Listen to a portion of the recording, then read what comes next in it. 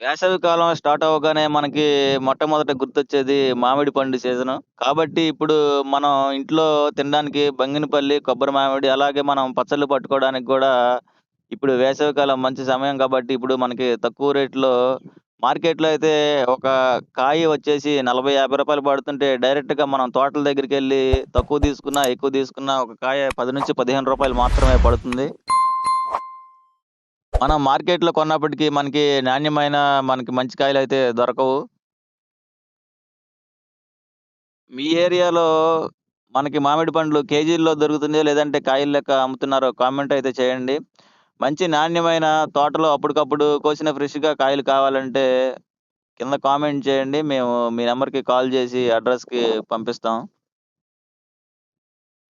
కొత్తగా ఎవరైనా చూస్తున్నట్టయితే మన వీడియోని లైక్ చేసి సబ్స్క్రైబ్ చేయండి.